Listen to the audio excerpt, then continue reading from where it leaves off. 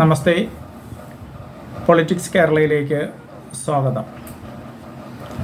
15 വയസ്സായ മുസ്ലിം പെൺകുട്ടി വിവാഹിതയായാൽ എന്ത് സംഭവിക്കും?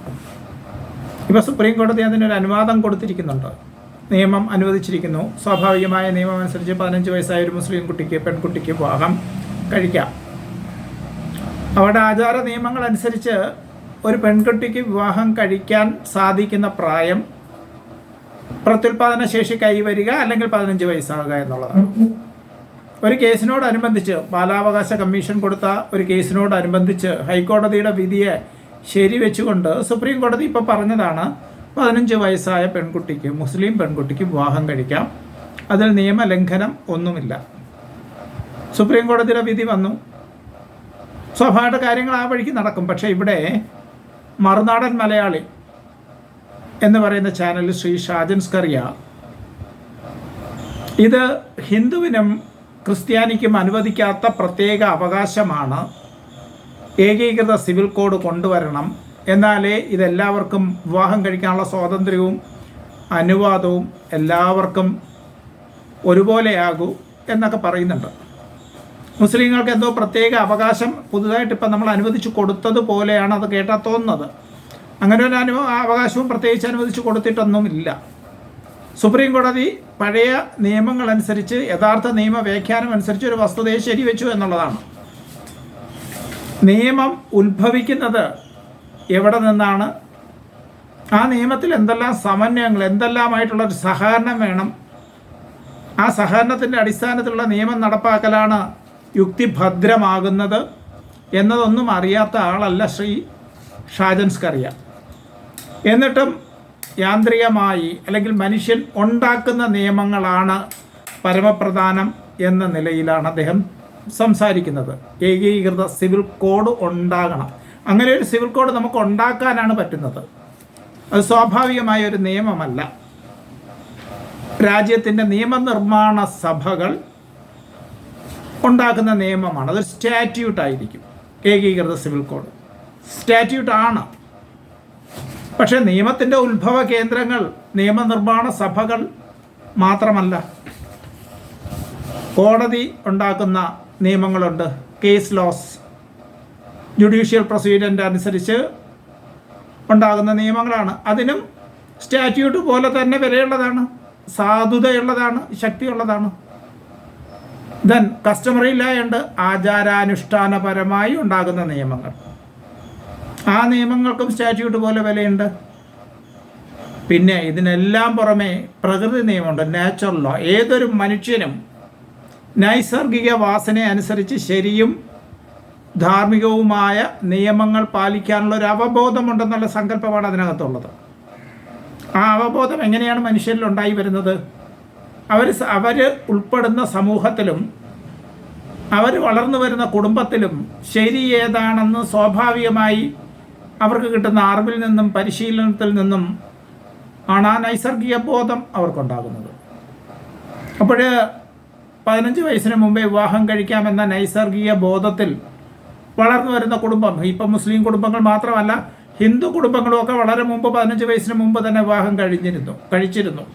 പക്ഷേ ആചാരാനുഷ്ഠാനങ്ങളിലോ അവരുടെ ഗ്രന്ഥങ്ങളിലോ ഒന്നും അങ്ങനെ പ്രായപൂർത്തിയായി പെൺകുട്ടിക്ക് വിവാഹം കഴിക്കാവുന്ന പ്രായം 15 വയസ്സാണെന്ന് നിജപ്പെടുത്തിയിട്ടില്ല.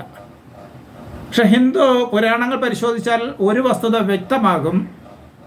ഋതുമതി ആയി കഴിഞ്ഞാൽ, ഒരു പെൺകുട്ടി ഋതുമതി ആയി കഴിഞ്ഞാൽ അവളെ വിവാഹം കഴിച്ചയക്കാൻ എത്ര ആർത്തവകാലം താമസിക്കുമോ അത്രയും ആർത്തവകാലങ്ങൾക്കൊരു പാപം ആ പിതാവിന് സംഭവിക്കുമെന്നാണ്. അതായത് ഒരു പെൺകുട്ടി ഋതുമതിയായാൽ കഴിയുന്നത്ര വേഗം വിവാഹം കഴിച്ചയപ്പിക്കണം എന്ന് ഹിന്ദു പുരാണങ്ങളും ധർമ്മശാസ്ത്രങ്ങളും അനുശാസിക്കുന്നുണ്ട്.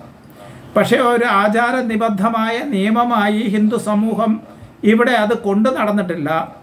അങ്ങനെ അത് സ്ഥാപിക്കപ്പെടണമെന്ന് പറഞ്ഞിട്ടില്ല. ആ 15 വയസ്സിൽ ഹിന്ദു കുട്ടികൾക്കും വിവാഹം കഴിക്കാം എന്നൊരു അവകാശം വേണമെന്ന സമരം നടത്തിയിട്ടില്ല. എനിക്കറിയില്ല, ഇനി പണ്ടെങ്ങാനും നടന്നിട്ടുണ്ടോ എന്നുള്ളത് എനിക്കറിയില്ല. പക്ഷേ എൻ്റെ അറിവിൽ അതില്ല. പക്ഷേ മുസ്ലിം സമൂഹത്തെ സംബന്ധിച്ച് അത് ലിഖിത നിയമമാണ്. 15 വയസ്സിനുള്ളിൽ കല്യാണം കഴിക്കാം. അവരങ്ങനെ കല്യാണം കഴിപ്പിച്ച് അയച്ചുകൊണ്ടും ഇരുന്നു. അപ്പോഴാണ് ഈ 18-ാം വയസ്സിൽ ആ പെൺകുട്ടിയുടെ വിവാഹപ്രായം, അതിനുശേഷമാണ് പെൺകുട്ടിയുടെ വിവാഹപ്രായം പൊതു നിയമം അനുസരിച്ച് 18 വയസ്സ് എന്ന് നിശ്ചയിക്കുന്നത്. അതിനുശേഷമേ വിവാഹം കഴിക്കാൻ പാടുള്ളൂ എന്ന് നിശ്ചയിക്കുന്നത്. പക്ഷേ ഈ 18 വയസ്സ് എന്നുള്ളത് സ്റ്റാറ്റ്യൂട്ടാണ്, നിയമനിർമ്മാണ സഭകൾ ഉണ്ടാക്കുന്ന നിയമമാണ്, അതിനോടനുബന്ധിച്ചുണ്ടാകുന്ന ചട്ടങ്ങളും റൂളുകളും ഒക്കെയാണ്. അല്ലാതെ അതൊരു സ്വാഭാവിക ആചാരാനുഷ്ഠാന നിയമമല്ല. ആചാരങ്ങൾ അനുസരിച്ച് വരുന്ന നിയമങ്ങൾക്കും സ്റ്റാറ്റ്യൂട്ട് പോലെ സാധ്യതയുണ്ടല്ലോ. അങ്ങനെ വരുമ്പോൾ മുസ്ലിം സമൂഹത്തിൽ അവരുടെ വിശുദ്ധ ഗ്രന്ഥങ്ങളിൽ ഈ 15 വയസ്സിനുള്ള വിവാഹം കഴിക്കണം എന്ന് പറയുമ്പോൾ അത് നിയമമായി അംഗീകരിച്ച് സുപ്രീം കോടതി തീർച്ചയായിട്ടും അനുമതി കൊടുത്തതിൽ അത് മുസ്ലിം സമുദായത്തിനോടുള്ളൊരു പ്രത്യേക പരിഗണനയാണോ? അങ്ങനെ പറയുന്നത് ഒരുതരം വർഗീയതയാണ്, വർഗീയ വിഷം ചീറ്റലാണ്. അത് പാടില്ലാത്തതാണ്. അവരുടെ ആചാരം കസ്റ്റമറി ലോ അനുസരിച്ച ഒരു വസ്തുത അവർക്ക് അനുവദിച്ചു കൊടുത്തു. അതിന്മേൽ പോക്സോ കേസ് എടുക്കണോ? കുട്ടികളെ ലൈംഗികമായി പീഡിപ്പിക്കുന്ന കേസാണ് പോക്സോ കേസ്. ആ നിയമം കൊണ്ടുവന്നത് എന്തിനാണ്? പ്രായപൂർത്തിയാകാത്ത പെൺകുട്ടികളെയും ആൺകുട്ടികളെയും ലൈംഗികമായി ദുരുപയോഗം ചെയ്യാതിരിക്കാനാണ്. അതേസമയം കുടുംബങ്ങൾ ഏകോപിപ്പിച്ച് അവർ പരസ്പരം ചർച്ച ചെയ്ത് പെൺകുട്ടിയുടെ ആൺകുട്ടിയുടെ സമ്മതത്തിന് വിധേയമായി അവരുടെ സുരക്ഷിതത്വം മാതാപിതാക്കന്മാരുടെയും ഇരുകൂട്ടരുടെയും പെണ്ണിൻ്റെയും ആണിൻ്റെയും മാതാപിതാക്കൾ അടങ്ങുന്ന കുടുംബത്തിൻ്റെ സംരക്ഷണയിൽ ഒരു 21 വയസ്സുകാരൻ ഒരു 14.25 വയസ്സുള്ള ഒരു പെൺകുട്ടിയെ വിവാഹം കഴിച്ചാലോ? തീർന്നു. പോക്സോ നിയമം വന്നു, ആ ചെക്കനെ പിടിച്ച് ജയിലിലിടും. എത്രയെങ്കിലും ആൾക്കാർ, എത്രയെങ്കിലും കുട്ടികൾ, എത്രയെങ്കിലും മുസ്ലിം നവയുവാക്കൾ ഇങ്ങനെ വിവാഹം കഴിച്ചു പോയതിൻ്റെ പേരിൽ ജയിലിൽ കിടക്കുന്നതായിട്ട് എനിക്കറിയാം, ജയിലിൽ കിടന്നിട്ടുള്ളത് എനിക്കറിയാം. അവിടെ നിയമം യുക്തിഭദ്രമല്ലാത്ത വിധം ഉപയോഗിക്കുന്നത് കൊണ്ടല്ലേ നിരപരാധികൾ ജയിലിൽ കിടക്കുന്നത്. ഇന്ത്യയിലെ ജയിലുകളിൽ 40% നിരപരാധികളാണ് താമസിക്കുന്നത്. നിരപരാധികളെയാണ് ജയിലിൽ അടച്ചിരിക്കുന്നത്. ഇതെന്തുകൊണ്ടാണ് സംഭവിക്കുന്നത്? എപ്പോഴും നിയമമുണ്ടാകുമ്പോൾ പ്രകൃതിദത്ത നിയമം, മനുഷ്യൻ്റെ നൈസർഗികമായ ധാർമ്മിക ബോധവും അവൻ ആചരിച്ച് ജീവിച്ചു വന്ന രീതികളും, അതിനു പുറമെ കസ്റ്റമറിയില്ല, ഇതെല്ലാം പരിഗണിച്ച് ഒരു സ്റ്റാറ്റ്യൂട്ട് ഉണ്ടാക്കാൻ പറ്റൂ. അങ്ങനെ ഉണ്ടാക്കുമ്പോൾ വ്യത്യസ്ത സമൂഹങ്ങൾ വസിക്കുന്ന ഇന്ത്യയിൽ പല വിഭാഗങ്ങൾക്കും പല വിട്ടുവീഴ്ചകളോടുകൂടി നിയമം സൃഷ്ടിക്കേണ്ടി വരും. ഇത്തരം കസ്റ്റമറി ചിന്തകൾക്കെല്ലാം അതീതമായി മനുഷ്യൻ്റെ കാര്യങ്ങൾ മാത്രം, ഭൗതിക കാര്യങ്ങൾ മാത്രം ചിന്തിച്ച് നിയമവാഴ്ചയ്ക്ക് വിധേയമായി ജീവിക്കുന്ന ഒരു മനസ്ഥിതി വരുന്നത് വരെയും ഈ ഗ്രന്ഥങ്ങൾക്കും ഈ ആചാരങ്ങൾക്കും എല്ലാം മൂല്യമുണ്ടാവും. അതാരെങ്കിലും പാലിച്ചാൽ ഉടനെ അവരെ പിടിച്ച് ജയിലിടാൻ പറ്റുമോ? മറ്റൊരു നിയമത്തിൻ്റെ പുറത്ത് ഒരു നിയമം ഒരു രീതിയിൽ ചെയ്യാൻ അനുശാസിക്കുകയും മറ്റൊരു നിയമം അങ്ങനെ ചെയ്താൽ ശിക്ഷിക്കണമെന്ന് അനുശാസിക്കുകയും ചെയ്താൽ എന്തു ചെയ്യും? ഏത് നിയമത്തിന് പ്രാബല്യം കൊടുക്കും? അപ്പോഴാണ് ഇത്തരം വിധികൾ ഉണ്ടാകുന്നത്. അത് തെറ്റല്ല എന്നൊരു നിയമം പറയുന്നുണ്ടെങ്കിൽ അത് ആചരിക്കാം. കാരണം എന്താണെന്ന് വെച്ചാൽ മനുഷ്യരുണ്ടാക്കിയ സ്റ്റാറ്റ്യൂട്ടിനെക്കാട്ടി വിലയുള്ളതാണ് ആചാരാനുഷ്ഠാനങ്ങൾ. ചില സമയങ്ങളിൽ അതിനെ നമുക്ക് ഇല്ലാതാക്കേണ്ടി വരും, നിയമം മൂലം തന്നെ നിരോധിക്കേണ്ടി വരും. സതി നിരോധിച്ചിട്ടുണ്ട്, മനുഷ്യൻ്റെ ജീവനെ ഹനിക്കുന്നതാണ്. പക്ഷെ 15-4 വയസ്സായ ഒരു പെൺകുട്ടിയാണ്, 21 വയസ്സായ ഒരു ചെക്കൻ കുടുംബം അറിഞ്ഞ് വിവാഹം കഴിക്കുമ്പോൾ, സമൂഹം അറിഞ്ഞ് വിവാഹം കഴിക്കുമ്പോൾ അതൊരു പ്രായപൂർത്തിയാകാത്ത കുട്ടിയുടെ പീഡന നിയമം അതിനിടയിൽ തള്ളിക്കയറ്റി അവനെ പിടിച്ച് ജയിലിലിട്ടാൽ സമൂഹത്തിൻ്റെ കുറ്റവാസനയോ കുറ്റകൃത്യമോ കുറയുകയാണോ ചെയ്യുന്നത്? അതോ ഒരു നിരപരാധി ശിക്ഷിക്കപ്പെടുകയാണോ ചെയ്യുന്നത്? ഈ രീതിയിൽ കൂടെ നിയമം വ്യാഖ്യാനിച്ചു പോകുന്നുണ്ടോ? പോകണ്ടേ? മുസ്ലിം സമൂഹത്തിന് പ്രത്യേകിച്ച് എന്തെങ്കിലും കൊടുത്തു എന്ന് പറയുന്നതിന് മുമ്പ് കസ്റ്റമറി നിയമത്തിൻ്റെ ഉത്ഭവ കേന്ദ്രങ്ങൾ, കസ്റ്റമറി ലോ എന്താണെന്ന് അറിയണ്ടേ, നാച്ചുറൽ ലോ എന്താണെന്ന് അറിയണ്ടേ? ഒരു വസ്തുതയെ സംബന്ധിച്ച് അതുമായി കൂടിക്കലർന്ന് വരുമ്പോൾ നമുക്കുണ്ടാക്കിയെടുക്കേണ്ട സ്റ്റാറ്റ്യൂട്ട് ഏത് വിധത്തിലായിരിക്കണം എന്നറിയണ്ടേ? ഇതെല്ലാം ശ്രീ ഷാജൻ സ്കറിയയ്ക്ക് അറിയാം. എന്നിട്ടും അദ്ദേഹം എന്തുകൊണ്ട് ഇങ്ങനെ പറയുന്നു എന്ന് അറിയില്ല. ഒരിക്കൽ ഒരു പോലീസ് ഉദ്യോഗസ്ഥനെതിരെ, അതെനിക്ക് തോന്നുന്നു സൂര്യനെല്ലി പെൺകുട്ടിയുടെ കേസിലാണെന്ന് തോന്നുന്നു, അന്ന് ലോകസഭാ സ്പീക്കറൊക്കെ ആയിരുന്ന ഒരു MP ഉണ്ടായിരുന്നു നമ്മുടെ, അദ്ദേഹത്തിനെ ഒരു പോലീസ് ഓഫീസർ, അദ്ദേഹത്തിൻ്റെ പേരൊക്കെ എനിക്കറിയാം, ഞാൻ പറയുന്നില്ല എന്നേ ഉള്ളൂ, വീണ്ടും വീണ്ടും അവരുടെ പേരുകൾ വലിച്ചഴിക്കേണ്ട കാര്യമില്ലല്ലോ. കേസിൽ നിന്ന് ഒഴിവാക്കിയപ്പോൾ അങ്ങനെ ഒഴിവാക്കാൻ ആ പോലീസ് ഉദ്യോഗസ്ഥന് എന്താണ് അധികാരം, എന്താണ് അവകാശം എന്ന് ചോദിച്ചു വലിയ കോലാഹലം ഉണ്ടായിരുന്നു. സോഷ്യൽ മീഡിയയുടെ കാലമായിരുന്നില്ല അന്ന്. അപ്പോൾ ആ പോലീസ് ഉദ്യോഗസ്ഥൻ വസ്തുനിഷ്ഠമായി തെളിയിച്ചു അന്വേഷണം നടത്തുന്ന ഉദ്യോഗസ്ഥന് ഒരാളിനെ പ്രതിയാക്കേണ്ടതില്ല എന്ന് ബോധ്യം വന്നാൽ അയാളെ പ്രതിയാക്കാതിരിക്കാനുള്ള അധികാരവും അവകാശവുമുണ്ട്. എന്നതുപോലെ നിയമം കൈകാര്യം ചെയ്യുന്നവർക്ക് കസ്റ്റമറി നിയമപ്രകാരം 15 വയസ്സായ ഒരു കുട്ടിയെ ഒരു മുസ്ലിം യുവാവ് വിവാഹം കഴിച്ചിട്ടുണ്ടെങ്കിൽ അത് ഒരു പോക്സോയുടെ പരിധിയിൽ പെടില്ല എന്ന് തീരുമാനിക്കണം എന്ന് പറയാൻ ഒരു ജഡ്ജിക്ക് അവകാശമുണ്ട്. അത് ശരി തന്നെയാണ്.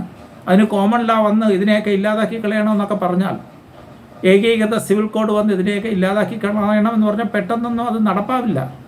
സമൂഹത്തിൽ ഇത് നടന്നുകൊണ്ടേയിരിക്കും. കാരണം അവർ ജീവിച്ചു വന്ന സമൂഹത്തിൽ എല്ലാവരും, മെജോറിറ്റി ആൾക്കാരും, എല്ലാ സമൂഹത്തിൽപ്പെട്ടവരും ജീവിച്ചു വന്ന സമൂഹത്തിൽ അവർക്ക് ദൈവമുണ്ട്, ദൈവത്തിൻ്റെ പ്രാർത്ഥനയുണ്ട്, ദൈവം ജീവിക്കാൻ നിർദ്ദേശിച്ച രീതികളുണ്ട്. ഇതൊക്കെ ശാസ്ത്രത്തിൻ്റെ പരീക്ഷണങ്ങളിലൂടെ എക്സ്പെരിമെൻ്റൽ വെരിഫിക്കേഷൻ നടത്തിയൊന്നും അല്ല ജനം ജീവിക്കുന്നത്. ദൈവമുണ്ടോ ഇല്ലയോ എന്നൊന്നും അവർ വിശ്വസിക്കുന്നു, അവരാചരിക്കുന്നു. ആ ആചാരങ്ങൾ നിയമങ്ങളാണ്. അത് അന്ധവിശ്വാസങ്ങളാകാം, സത്യവിശ്വാസങ്ങളാകാം. പക്ഷേ അന്ധവിശ്വാസങ്ങൾ അല്ല, ഇതൊക്കെ അന്ധവിശ്വാസങ്ങളാണ് എന്ന് ബോധ്യപ്പെട്ട് സത്യത്തിലേക്ക് സമൂഹം കണ്ണു തുറക്കുന്നത് വരെയും ഈ ആചാരങ്ങൾ അനുഷ്ഠിക്കാൻ ബാധ്യസ്ഥമാണ് ഭരണകൂടങ്ങൾ. കാരണം അവർ അധികാരമേൽക്കുന്നത് ഈ ആചാരങ്ങളെ കൂടെ സംരക്ഷിക്കാനാണ്. അപ്പോൾ ഇപ്പം മുസ്ലിം സമുദായത്തിൻ്റെ നേർക്കോ മുസ്ലിം പെൺകുട്ടിയുടെ നേർക്കോ 15 വയസ്സിൽ താഴെ അല്ലെങ്കിൽ 15 വയസ്സ് പൂർത്തിയായാൽ വിവാഹം കഴിക്കാമെന്ന് സുപ്രീം കോടതി വിധിച്ചതിനെതിരെ ഇത്രയധികം രൂക്ഷമായി വിമർശിക്കേണ്ട കാര്യമില്ല. അത് തെറ്റാണ്. ആചാരങ്ങൾ അംഗീകരിക്കണം, എല്ലാ ആചാരങ്ങളും അംഗീകരിക്കണം. അതിനു വേണ്ടി പൊരുതാൻ നിൽക്കുന്നവരുടെ ഭാഗം തീർച്ചയായിട്ടും ജയിക്കും. മുസ്ലിം സമൂഹം അവരെ ആചാരങ്ങൾ സംരക്ഷിക്കാൻ പ്രതിജ്ഞാബദ്ധമായി പ്രവർത്തിക്കുന്നു. അതിലവർ വിജയം കൊള്ളുന്നു. മറ്റുള്ളവർ അവരുടെ ആചാരങ്ങൾ സംരക്ഷിക്കാൻ ശ്രമിക്കുക. ഒന്നുകൂടി പറയാം, ഹിന്ദു സമൂഹത്തിന് രണ്ടാമതൊരു വിവാഹം കഴിക്കാൻ പാടില്ല എന്ന ആ വീഡിയോയിൽ പറഞ്ഞത് ശരിയല്ല. ഇന്ത്യയിൽ തന്നെ ഹിന്ദുക്കൾക്ക് നിയമപരമായി രണ്ടാമത് വിവാഹം കഴിക്കാൻ അനുവാദമുള്ള രണ്ടാമത് വിവാഹം കഴിക്കാൻ എന്ന് പറഞ്ഞാൽ ഒരു ഭാര്യ നിലനിൽക്കെ രണ്ടാമതൊരു സ്ത്രീയെ കൂടി വിവാഹം കഴിക്കാൻ അനുവാദം കൊടുക്കുന്ന നിയമവ്യവസ്ഥകളും സംസ്ഥാനവും ഒക്കെയുണ്ട്. പഠിക്കുന്നവർക്ക് അറിയാൻ പറ്റും. ശ്രീ ഷാജനും ഇതെല്ലാം അറിയാം. അപ്പോൾ വേണ്ടാത്ത രീതിയിലുള്ള കോലാഹലങ്ങൾക്ക് ഇട നൽകാതിരിക്കുന്നതാണ് നല്ലത്. നമസ്തേ.